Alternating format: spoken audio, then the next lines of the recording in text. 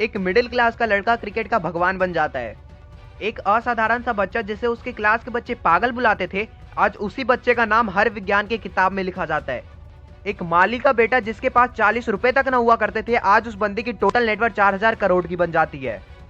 एक आदिवासी समाज की लड़की जिसके पास पहनने के लिए जूते तक नहीं हुआ करते थे, वो आज एडिडास जैसे ब्रांड की ब्रांड एम्बेसडर बन जाती है। आखिर कैसे?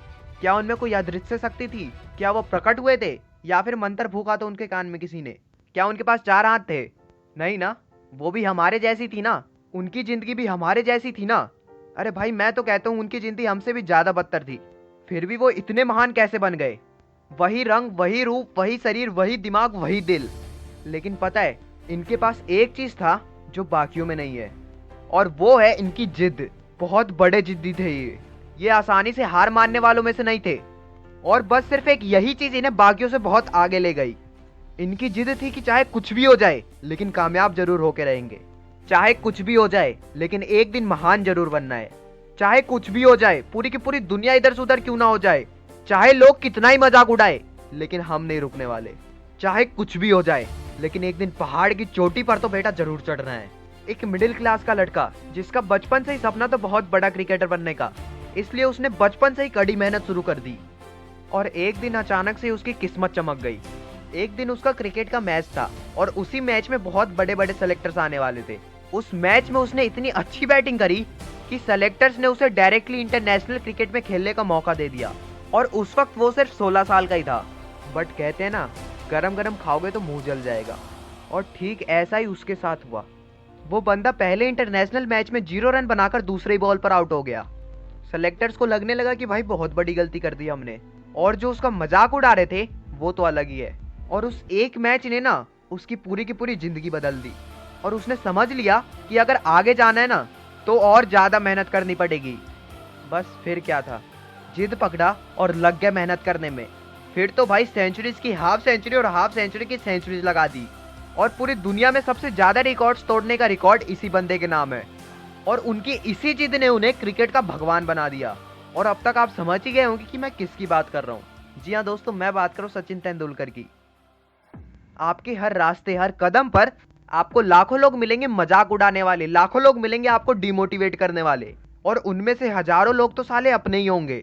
लेकिन दोस्त, जो जिद्दी होते हैं ना, जिनके अंदर जिद होता है कामयाब होने का, उन्हें इनकी बातों से घंटा फर्क नहीं पड़ता। वो कहावत सुनिए ना, जब हाथी बाजार जाता है तो उसके पीछे 1000 कुत्ते भौंकते हैं। तो भाई ये तो शेर है। और उन्हीं में से एक थे अल्बर्ट आइंस्टाइन। बचपन में उनकी अलग सोच के कारण उन्हें बहुत ज्यादा ट्रोलिंग्स का सामना करना पड़ा। ये हर चीजों को अपने हिसाब से सीखते थे, और बस इसी कारण से इनका सब मजाक उड़ाते थे। क्लास के बच्चे तो छोड़ो, यहाँ तक कि टीचर्स भी इनका मजाक उड़ाती थी, बट इन्हें कुछ फर्क नहीं पड़ता था। ये तो मस्त अपने काम में लगे रहते थे। और मुझे लगता है कि अभी इनकी कामयाबी को व्याख्या करने की कोई जरूरत नहीं है। बस इतना समझ लो कि पूरी दुनिया में ऐसा कोई साइंस का बुक नहीं है जिसमें इस बंदे का नाम मेंशन ना हो। सपने तो सब देखते हैं, हर सोता हुआ व्यक्ति सपने देखता है, लेकिन वो एक आदि लोग होते हैं जो अपने सपनों को अपनी जिद में बदल लेते हैं। सोते जागते खाते पीते नहाते सिर्फ और सिर्फ वो अपने सपनों के बारे में सोचते हैं, और वही लोग महान बन जाते हैं। मैं पिछले 3 वीडियो से रट रहा हूँ कि ना टैलेंट चाहिए, ना पैसे चाहिए, ना रिसोर्सेज चाहिए, चाहिए तो बस जिद कामयाब होने का। और ये आने वाली 2 कहानियों को सुनने के बाद ना आपको पूरा विश्वास भी हो जाएगा इस बात पर। एक गरीब माली का बेटा जिसे फुटबॉल और फुटबॉल के अलावा और कुछ दिखता ही नहीं था। बचपन से ही पैसों की बहुत किल्लत थी। हालात इतने खराब हो जाते थे कि फुटपाथ पर सोना पड़ता था, लेकिन वो बंदा जिद्दी था। उसने जिद पकड़ा हुआ था कि मैं एक दिन स्टार फुटबॉलर बन के ही रहूंगा।